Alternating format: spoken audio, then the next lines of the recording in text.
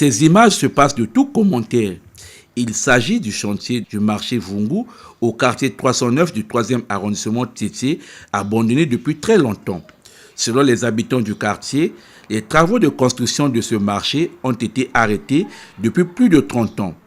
Les années sont tellement écoulées à tel point que la population ne sait plus quelles sont les causes de l'abandon de ce chantier. Cet endroit envahi par l'herbe sert de refuge la nuit aux fumeurs de chanvre et autres délinquants. Les commerçants exercent leur activité de vente dans un petit périmètre situé à proximité du marché. Ma mère a déjà 43 ans, mais depuis qu'on a abandonné ça, il y a des ordures, il y a des selles, donc il y a des voyous qui rentrent là-bas, mais l'État ne gère pas ça. Le marché de Vungu a été abandonné depuis très longtemps. Même nos parents qui vendaient ici sont déjà décédés. Regarde le marché. Si le marché est sale comme ça, est mal fabriqué, normalement même la clientèle pour rentrer au marché, elle ne peut pas venir. Pour rentrer au marché, il faut que tu accroupis vraiment les tables, le banc est cassé, ça souhaite. Surtout l'heure de la pluie, tu ne peux pas rentrer, c'est très sale. Jules Lewali Libari est le président du comité de quartier 309 Vungu dans le 3e arrondissement Tétié de Pointe-Noire. Nous voici au plus de 40 ans, le marché n'est pas fini. Les gens se transportent pour aller. Si vous voyez même déjà l'encombrement au niveau du marché de la Liberté, c'est suite à l'inachèvement de ce marché-là. Si ce marché était achevé, les gens faisaient à cheval. Ceux qui sont sur l'avenue de la Liberté venaient vendre ici. Et les autres fonds Tétié vont au marché Massola. Mais chose qui n'est pas faite jusqu'à nos jours. Donc nous lançons un appel vibrant aux autorités compétentes pour prendre à main la situation du marché de Vungu. À quand la relance des travaux?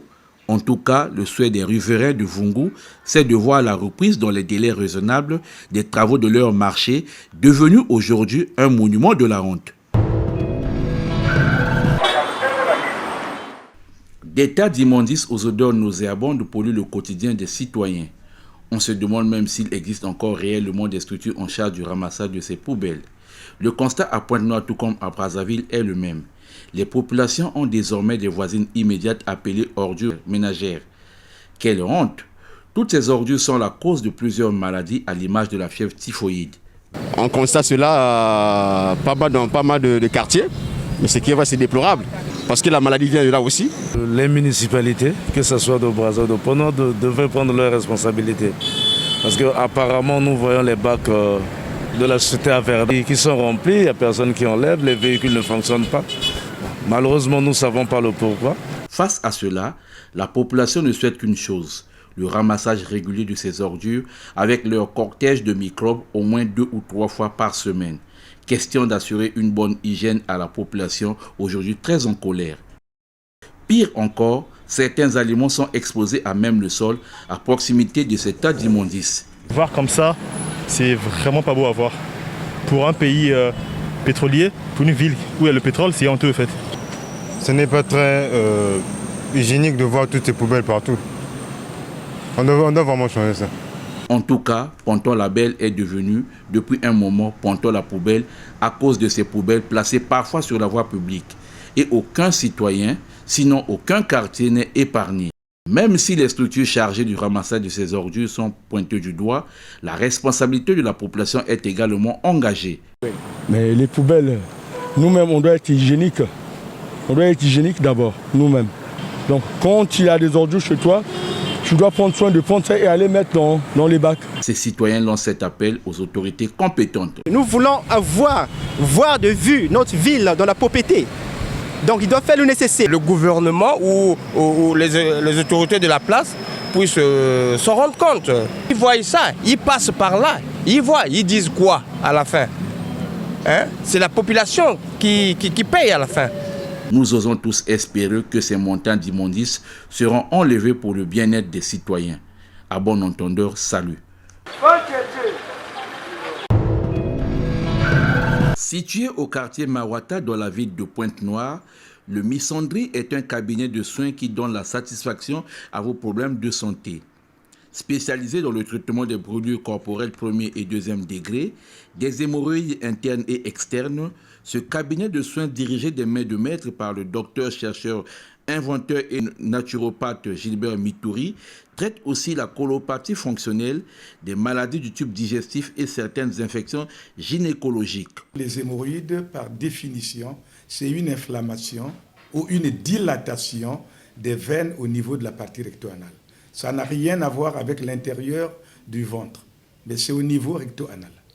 Les problèmes de stérilité féminine sont aussi résolus grâce à des produits complémentaires mis à la disposition du sujet, et ceci selon la nature de l'intervention. Mythecol, c'est le nom du produit. Et dans Mythecol, vous verrez qu'il y a l'inventeur, le nom de l'inventeur lui-même, qui est abrégé en mythe, et école veut dire hémorroïde et colopathie. Avec ses puissants produits naturels, aux multiples champs d'action, Mythecol 500, 250 et 125 mg, Invention Maison est un laveur du système digestif issu du monde végétal élaboré et extrait à partir des plantes naturelles. Ces produits fabriqués par le chercheur, inventeur et naturopathe Gilbert Sika Mitouri ont des effets très bénéfiques dans l'appareil digestif et génital. Lancé par le pasteur Didier Séraphin Malonga, le Café des Vainqueurs est un espace d'échange entre chrétiens qui aura lieu chaque mois. Ce programme spirituel permettra non seulement aux vainqueurs d'avoir une ouverture spirituelle, mais aussi une vision économique. Il faut qu'on se bouge. Et pour cela, moi j'ai déjà commencé. J'ai commencé à me bouger, j'ai commencé à créer ma petite boîte. Pasteur Didier Séraphin Malonga, visionnaire de la télé Café des Vainqueurs. Le Café des Vainqueurs, c'est le témoignage vivant de la révélation derrière le verset Ésaïe 60, le verset 1. Dans Ésaïe 60, le verset 1, la Bible dit « Lève-toi, sois éclairé, car ta lumière arrive, la gloire de l'Éternel se lève sur toi. » Avec cet espace, les chrétiens sans distinction de religion auront l'occasion de renforcer leur compréhension spirituelle des enseignements reçus à l'Institut biblique. Il s'agit donc, pour un premier temps, de renforcer la compréhension spirituelle afin de rentrer en possession des secrets divins qui se trouvent dans la parole de Dieu. La Bible dit dans Deutéronome 29, le verset 29, les secrets divins, ce sont des choses cachées qui se trouvent dans la parole de Dieu, mais qui ne sont révélées qu'aux enfants de Dieu. Au terme de cet atelier, quelques hommes de Dieu ont apprécié l'initiative. L'initiative de cette organisation, vraiment, ça m'a beaucoup marqué. Cela peut encore continuer dans les mois prochains et nous sommes d'accord d'investir. Très content de voir que ça vient d'un bien-aimé qu'on a connu dès le début, quand on a commencé cette œuvre de la Chapelle des Vainqueurs ici à Pointe-Noire, l'année 99 bien sûr. Et tout ce que je vois là, c'est le résultat de sa fidélité. C'est vraiment une vision, je ne peux pas en douter. Et le premier pas, la première séance ou le premier atelier, je peux dire, ça a été très bon. Ça nous a rappelé un peu dans mon bon vieux temps, hein, comme on le dit. Et vraiment, je remercie le Seigneur pour cette rencontre. Cette œuvre-là est la bienvenue. Et cette œuvre-là ne vient pas de lui, mais vient de Dieu créateur. Il n'a su qu'accepter la responsabilité de commencer cette œuvre-là. Parce que quand Dieu veut visiter son peuple, il place toujours la responsabilité sur les épaules d'une personne. La vision, on ne donne pas à 3, 4 personnes, mais à une seule personne.